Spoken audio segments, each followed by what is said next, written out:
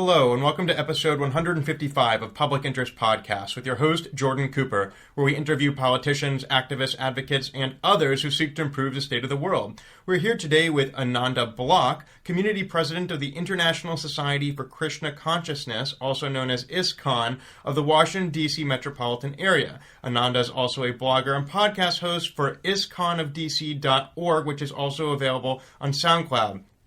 We are also here today with Giri Govardhan, who is a Hare Krishna priest and a former temple president in the Detroit ISKCON temple. Ananda, Giri, how are you doing today? Oh, very well, thank you. Excellent.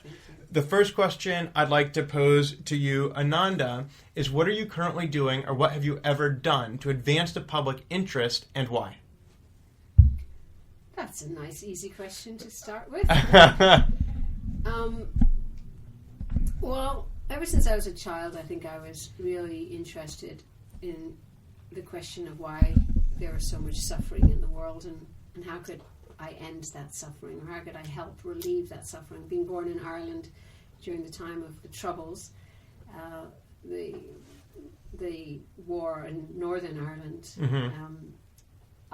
it seemed to me there was just so much senseless and needless pain that we caused each other as human beings, and so that was one of the driving questions in my life. Why do some people suffer terribly and others not? Mm-hmm. And so over the years I've been so involved in other things before I met and started practicing the philosophy of Krishna consciousness. And what I've come to understand is that when we can educate people to have a deeper and broader outlook on life and on each other, Samadarshana is one of the values of the Gita. This concept of choice is another value of the Gita that can help people address life and their own particular problems and issues, as well as neighborhood and social and city problems. It's providing tools for them to do that, and I think the practice of bhakti and the practice of study of philosophy and to help people think philosophically or think deeper about this whole idea of consciousness and the body, the changing body, the sense of self within. I think these are vital pieces of information to make available to people so that they themselves can set their world straight. So, Giri, you're a priest here at the Hare Krishna temple, and I've heard you speak about consciousness to your congregation. Can you speak for a moment about why consciousness is important, or what it is that you're trying to convey generally to your congregation while you're in front of the congregation? Well, I guess the core teaching that we have is that every person is a whole, complete, fully satisfied spirit.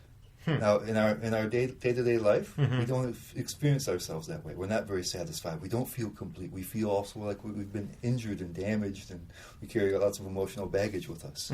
But at our core, at the root, we are untouched by all the things we've been through. We're still whole, and so we're filled with joy. And so the spiritual disciplines we practice is trying to connect ourselves with that.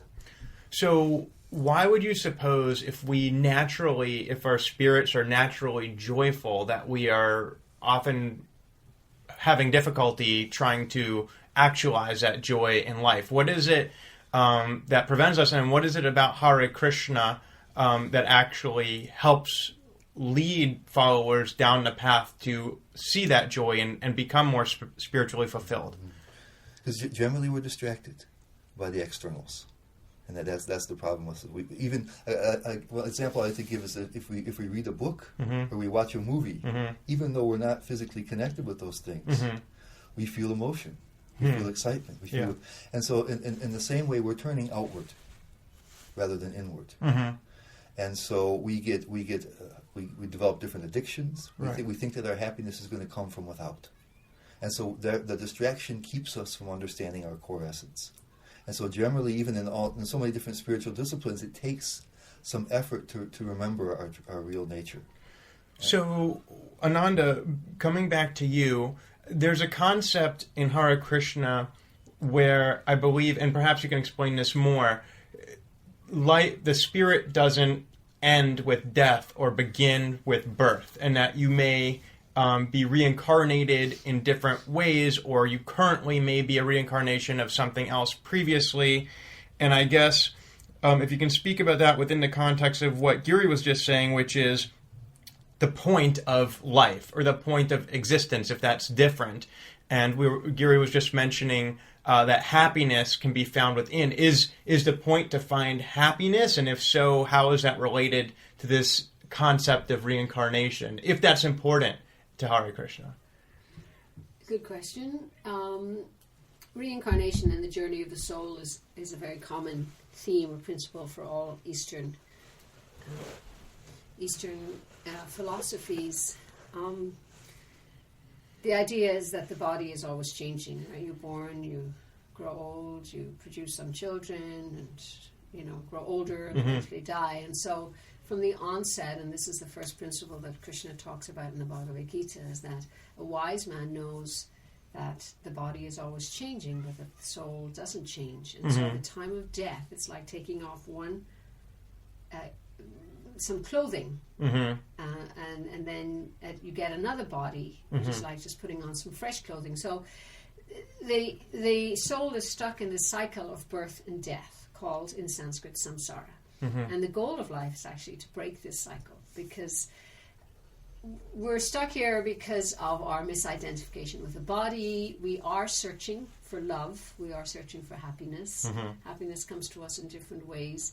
And the journey of how the soul got embodied, of course, that would be a whole other podcast. Yeah. But it's the eternal, temporary idea that consciousness, which is what we would say, consciousness indicates the presence of the soul, and that the soul is an individual. And I have my body, you have your body, and Giri has his body, but within that, what animates this body, which is really just clothing over the soul, is this consciousness, this life force. And this life force is spiritual by nature and belongs to a spiritual world. And so the goal of life is to realize that life force. And in Krishna consciousness, we realize that in relationship with Krishna. So self-realization for us really means realizing our relationship with Krishna. And like the sun in the morning, when the sun rises, we see things. And so when we can reawaken or reconnect with our kind of long-lost relationship with God, with Krishna, then it's like bringing a lot of sunshine into our life. And then we begin to see who we truly are as our real self, that soul beyond the body, beyond the changing body. So you said that the soul belongs to a spiritual world. Did you insinuate that that's a different world than this one? Yeah. So there's a difference between the physical and the spiritual world, and the goal is to join God in a spiritual world? That's true. That is the goal. And so you're trying to break a cycle of reincarnation.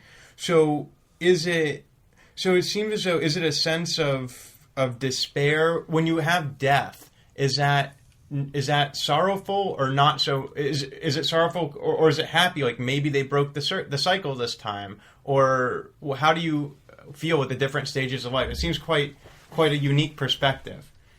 Do you want to take that? Yeah, I guess we approach death a different way, because if you think that life continues. Yeah. And so I guess depending upon the level of spiritual development, you can feel very happy. If someone that you think has a real chance of breaking that cycle and going back to their eternal place, right? That's a cause for celebration. And how would you know if they succeeded? Well, you wouldn't know. You wouldn't necessarily know, but right. you can. I guess you can. There's by judging by the person's life and their behavior, you can tell when somebody becomes more filled with light and love. So sometimes you can infer that there was a good chance. So how did we know that Hare Krishna was able to successfully break the cycle? Or did he? Well, Hare Krishna is a mantra. Krishna is God's name. It's just a Sanskrit word which describes God, which means the all-attractive one. Okay. So Hare Krishna, Hare is like a call. It's like, oh Krishna. Okay. It addresses the internal female energy of the Lord, of the Supreme. So Hare Krishna is both a name for God, but it's a process of connecting through reciting a sacred name. And by reciting sacred or doing sacred prayer, then it's like water to a plant. It nourishes the soul. Right. But I was just remembering when I was there talking about the joy at the time of death, which is it's kind of mixed, because there's also a sadness when someone near and dear from you is leaving. But I was there with my mother when she was passing away. My mother was a very pious Irish Catholic her whole life, and I was there with her, and my sister was there with her. At the moment she was passing, my sister was reciting prayers, and I was reciting the Krishna mantra, and she left, and I actually felt great joy, because the end of her life was really auspicious. There was a lot of sacred energy happening at that moment when that soul was leaving the body. So even though I missed her, and obviously she was suffering from cancer, so she was suffering a lot, so there's also that sense of, well, her suffering's ended. But I actually thought, yes, that very important moment, and I don't think we think about this enough, this very important moment when the soul is leaving the body, if you can create around it an atmosphere that's helpful for that soul's journey upward, as we would say, or spiritual journey, then that's a successful transition. Because you're going to die anyway. We're all going to die sooner or later.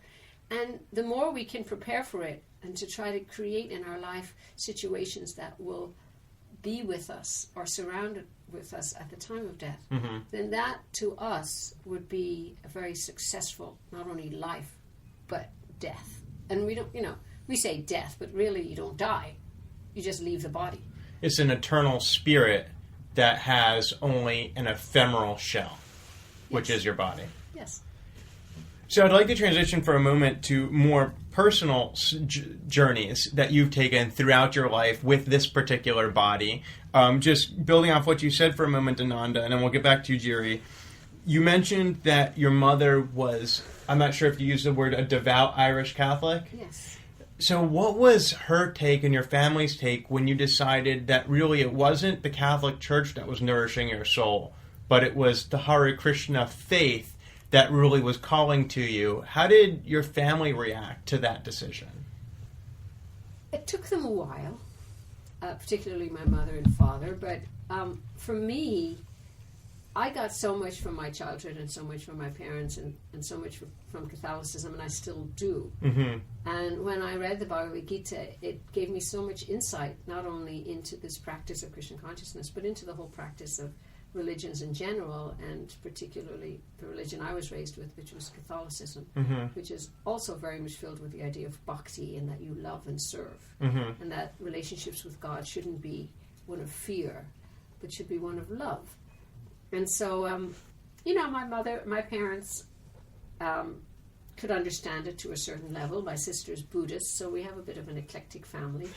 And the rest of them, as what my mother would say, would be lapsed Catholics. So they kind of just accepted it, because I'm an adult and I wasn't going to, right. I ultimately didn't care.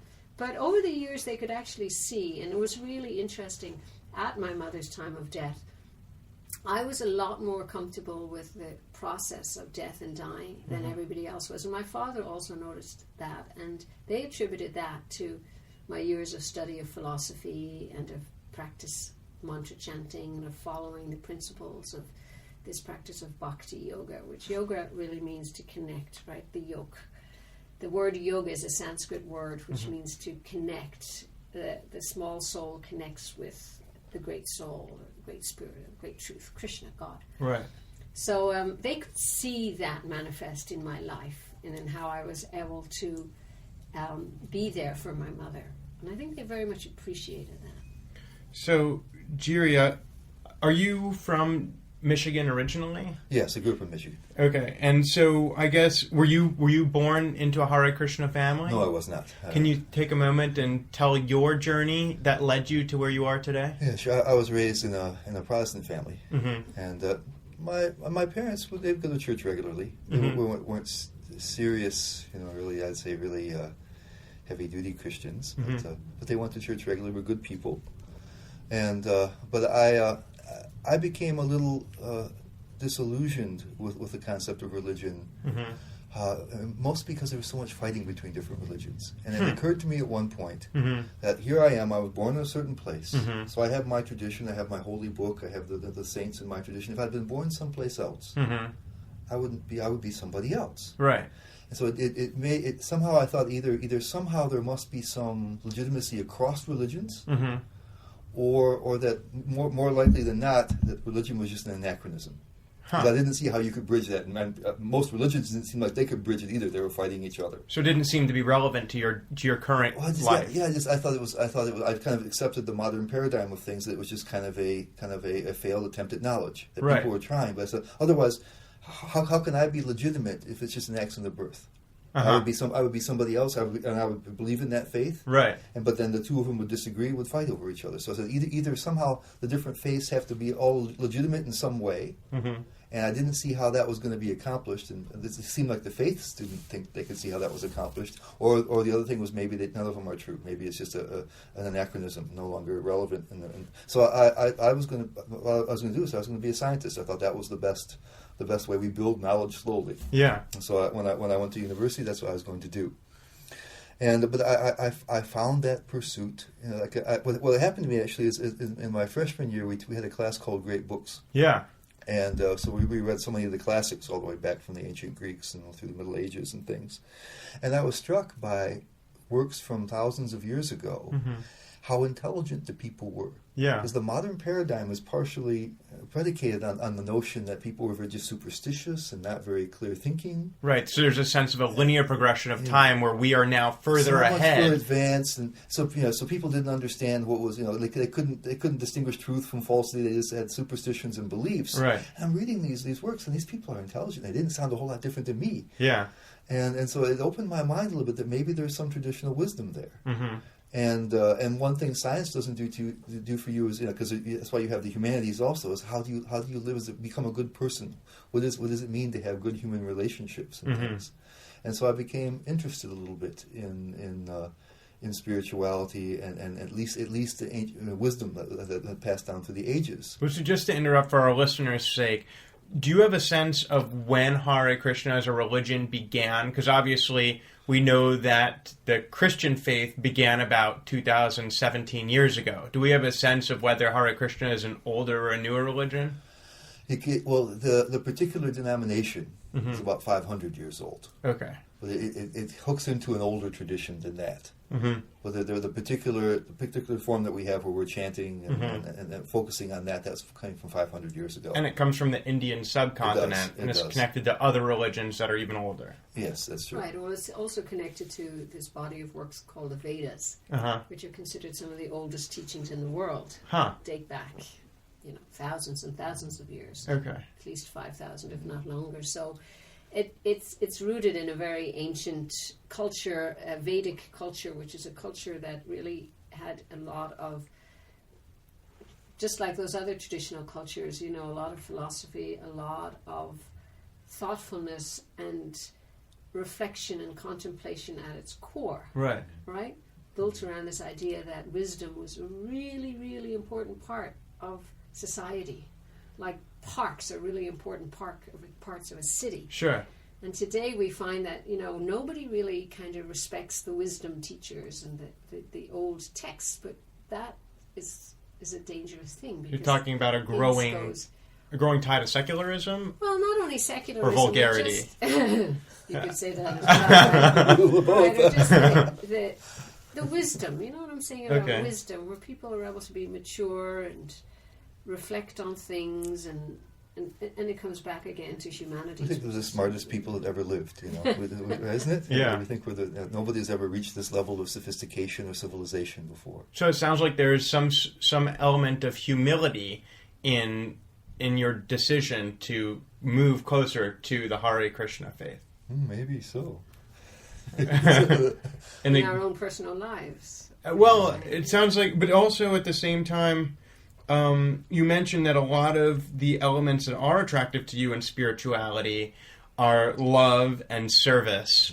And I was wondering, now some of those elements individuals of the Catholic and various Protestant denominations would potentially argue that those concepts are also virtues in those faiths. They are too. Yeah. So, I guess, how is it that you found that was it? How did you find that this was a transition that you needed to make? That you needed to find this spiritual fulfillment in this avenue as opposed to the one that was given to you? Or I found that, Giri, you really raised an interesting point, which is identity by birth versus making a conscious choice of adopting your identity. And maybe it's the idea, and I'd like you to offer your views on this, maybe it's the idea that it's not so much which identity you choose, but the act of actually actively selecting your identity and donning your cloak not by virtue of your birth but by virtue of your choice, that volition,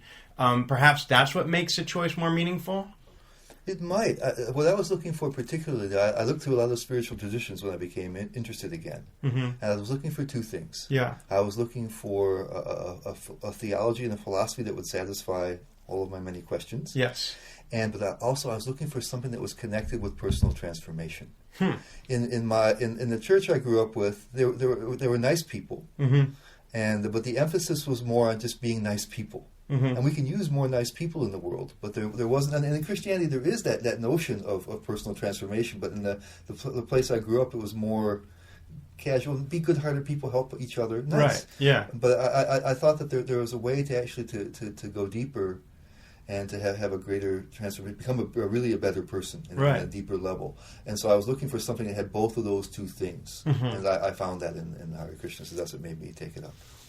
Perhaps either of you, I invite you to answer this, which is, to what extent was the transition from your previous faith identity to your current faith identity would you describe it as one of relief, like you finally found what you were looking for, or one of anxiety? I don't know, my family, how they're going to take this, or how would you describe what you were feeling when you realized that you needed to transition to this different identity? I felt it was connected, though, with because I'd read up more on Christianity when I was looking back into religion, and so mm-hmm. I thought that I was doing something that was in line with what Jesus wanted. You read things like the Sermon on the Mount and things like that. So it's not a rejection. It wasn't a rejection at all, but I thought it's like somehow, an addendum. Yeah, somehow I felt that I could be more connected this way. And my parents had an interesting attitude. They were a little concerned. Mm-hmm. At first, but ultimately they said, well, if you really believe in it, they trusted me. Yeah. So they thought if it wasn't the right thing, I wouldn't choose it. Right. They had a lot of faith in me, actually. And then they met some of the people, and they were satisfied. Interesting. I want to return to the topic of faith in you versus faith in a higher being. But before we get to that, Ananda, it seemed like you wanted to say something about your own transformation and what you felt going through it. I would definitely say I felt relief. Although, I had for a number of years kind of just ignored Catholicism, basically, because mm-hmm. I found it not at all answering some of the bigger questions I had. And so when I finally came across, and particularly the Gita was the book that really, really spoke to me. And one of the things that I loved about it and was a turning point was this concept of karma. Mm-hmm. And I know people joke about karma a lot, and it's like your dogma is caught up with your karma or whatever. But this idea that, why, for example, is somebody born and dies young, mm-hmm. and somebody else doesn't, or somebody's born so horribly poor, mm-hmm. and somebody is just born outrageously and unfairly rich. And mm-hmm. these questions used to bother me. And then when I came across this notion of karma, that is the choices we have made in our life that end up kind of setting our future lives up, and the sense of personal responsibility. And it wasn't like there was this crazy God above who was just deciding, well, okay, you get to be born with 2 fingers, whereas somebody else gets to have all their fingers, and this kind of arbitrary stuff, but that we ourselves were so involved in creating our own future by the stuff we do, and the fairness of it all, ultimately, that, hey, if I do something good, it's naturally going to trigger good energy, and I do something not good or mm-hmm. hurtful or painful to another, it will create hurt and pain back to me. And, this on a scientific level, on a practical level, on a common sense level, made so much sense to me, and really spoke to this idea of choice, which is another big value from the Bhagavad Gita, is that we have choice. We have a choice to love or not. We have a choice in our relationship with God, but we have a choice in everything we do in the world. Limited choice. I can't say now I'm going to choose, tomorrow I'm going to choose to buy a Jaguar, and I'm able to do that. But choice in the sense of I can choose my responses to life, and I can choose how I can be nasty or nice, etc., etc., etc. And so that to me was a huge relief. It was just like, yes, I can actually. That makes sense. I can trust this. So on a particular point you just raised, you said that you were a little bit discomfited by the idea that somebody might be born into abject poverty and someone else might be born into extreme wealth and due to no fault of their own. But then you also mentioned the idea of reincarnation previously in this conversation, and also that there's a correlation between the choices you make in life and the fate that you have, which you referred to, I believe, as karma. So my question is, what would you say, or what would the Hare Krishna faith say to the idea that an infant born into extreme wealth, which to the outside world may look like the result of their father or mother working hard, being successful, and bequeathing that, to what extent is that wealth given to the infant because before the infant was born, the infant led a virtuous life, and alternately, would you say that someone born into abject poverty in a developing nation who dies at 3 years old because there's a high infant mortality rate kind of deserved that because they did not act in good faith in their previous life? And of course, the corollary would be, well, if those were true, you wouldn't have too much sympathy for someone in a bad situation, and I wonder how that would affect empathy in the world. Yeah, and you bring up such a good point, and it certainly doesn't mean that you don't feel empathy, and certainly doesn't mean that you don't try to fix things and make things better and stop suffering. But it just puts it in, at least it put it in a context for me that it wasn't, some arbitrary thing, but that the person themselves were involved in somehow or other at some point in this or other lives, contributing to their present situation, and yet that this young child is born into a very well-to-do family. It doesn't negate the fact that the parents may have worked hard or whatever, gained this and that. So it's nuanced, it's complicated, and there are many factors contributing to it. But it really just puts a spotlight on the fact that we can choose, and how we choose has a huge impact in our life. Would it be incorrect to blame an indigent person for their poverty? Here's what I would say. That your circumstances are the result of your past karma, but also people not helping is their responsibility. So we have a collective responsibility to each other as members of society. So just because somebody is born in a certain situation, right, it doesn't mean we don't have an obligation to help them. And if we don't, that's bad karma for us. I see. And so we don't say, okay, you did something bad in your past life, so now suffer. We don't want to see them suffer. We say that we can help you. So on the topic of motivation within this schema here, am I motivated as a Hare Krishna to help that indigent person because it will give me good karma and help me as a selfish act? Or am I helping that indigent person as an act of pure altruism because I have compassion and empathy given to me and facilitated by Hare Krishna, and therefore I am going to love them? Which is the latter is because so here's what happens: if you get in touch with your own spiritual self, and you not only feel happiness, but you feel love for others. And so I see others in a different way when I have a deeper connection with myself. I see that you are the same thing. We're the same thing. It says in the Bhagavad Gita that a yogi who can see their own self, then they can, by comparison to their own self, can see everybody else in the same way. So I see past all the externals. And so that you are a divine spirit yourself.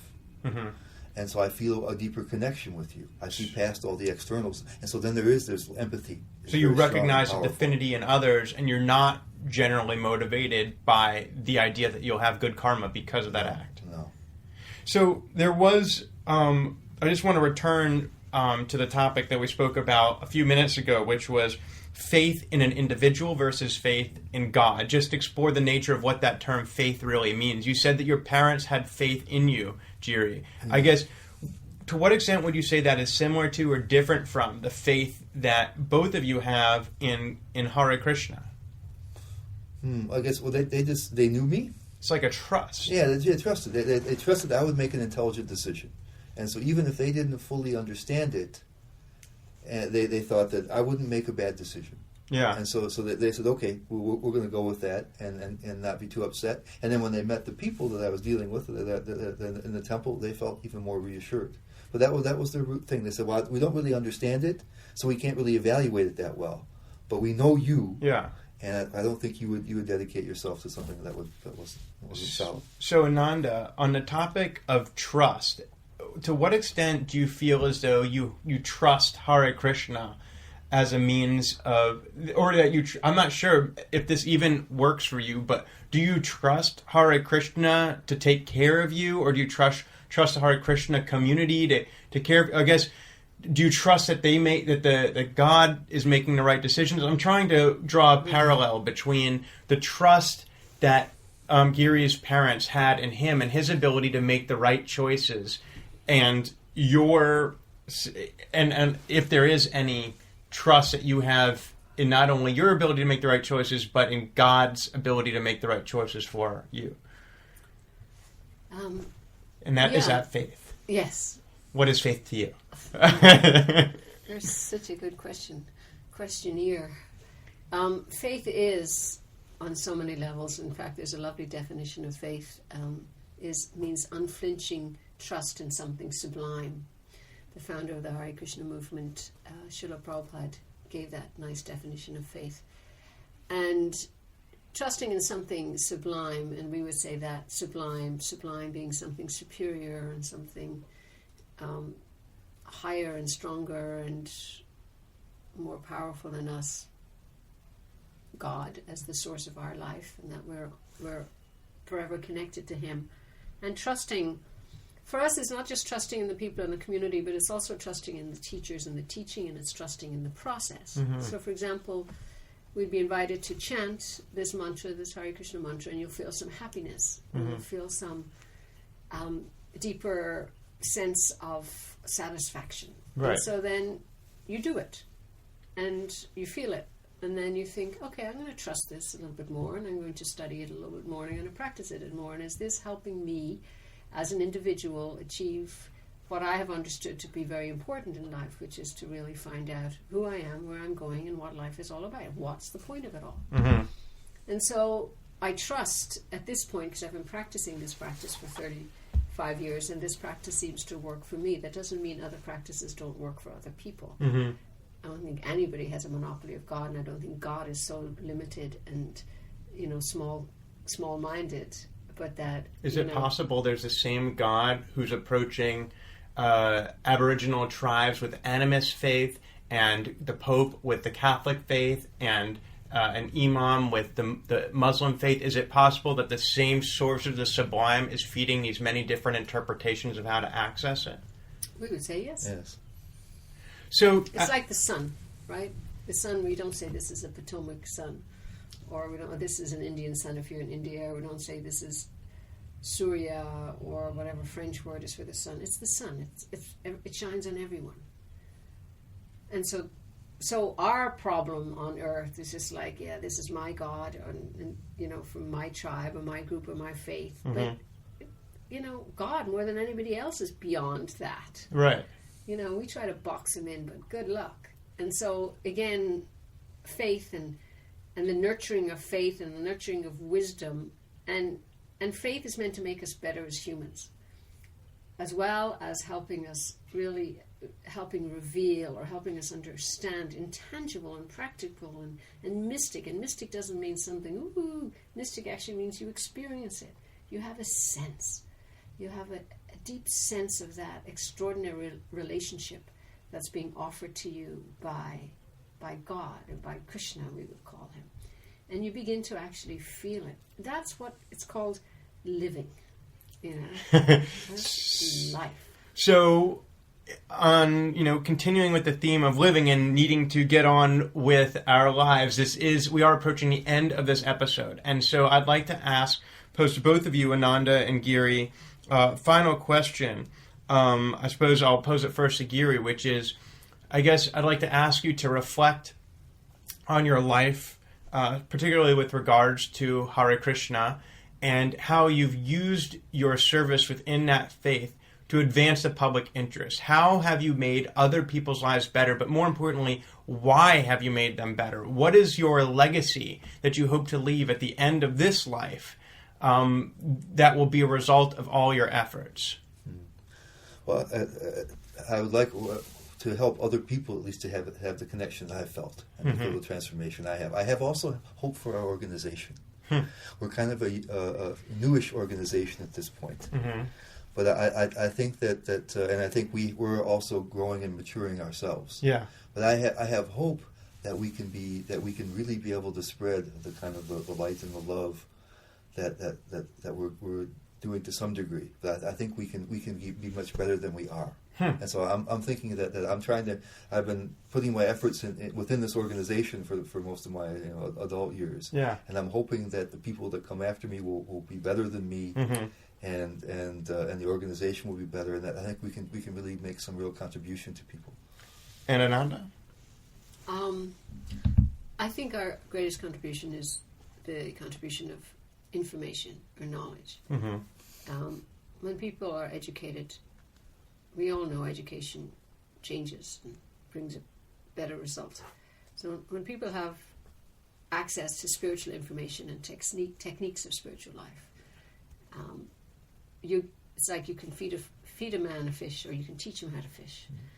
And so our hope would be that we're able to empower people to really take their spiritual journey as a very important and valuable part of their life, and that they're able to balance their life out so that they have time for taking care of the body, taking care of the mind, taking care of neighbors. I'll end up with this thing. It's relationship.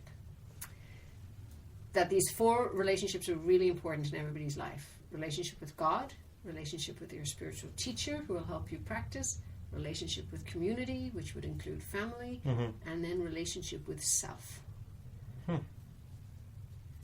So that has been Ananda Block, Community President of ISKCON, the International Society for Krishna Consciousness in Washington, D.C., a blogger and podcast host on ISKCONofDC.org, and Giri Govardhan, a Hare Krishna priest and former temple president in Detroit ISKCON temple. They speak of the need to achieve balance in life, of public service as a means for them within the Hare Krishna faith of empowering souls to feed themselves with information, knowledge. Giri talks about sharing a feeling of connectedness and fulfillment in this life. They define faith, or they refer to a previous definition, Hare Krishna definition of faith, as an unflinching trust in the sublime, and speak about their work within Hare Krishna as a means of connecting those within the faith and elsewhere to a higher, superior sense that is greater than themselves. There's many different topics we've covered today, from identity by birth versus choice, the topic of personal transformation, our collective responsibility for those in need. But overall, the general themes of the conversation are the need to help one find.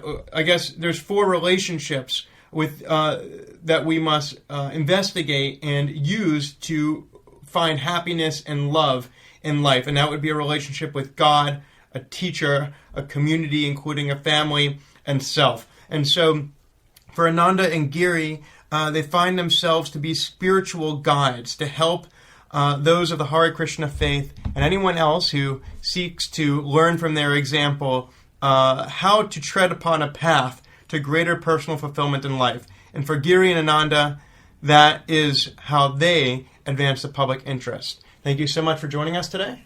Thank you. Thank you. And this has been episode 155 of Public Interest Podcast with your host, Jordan Cooper, where we interview politicians, activists, advocates, and others who seek to improve the state of the world. Please remember to subscribe at publicinterestpodcast.com, listen on iTunes, Stitcher, SoundCloud, Blueberry, Player FM, Facebook, Twitter, or LinkedIn. And should you wish to communicate with Ananda or Giri, you can leave a voicemail at 240-630-0380, and that message will be conveyed to them. Thank you so much for listening, and we will talk to you next time.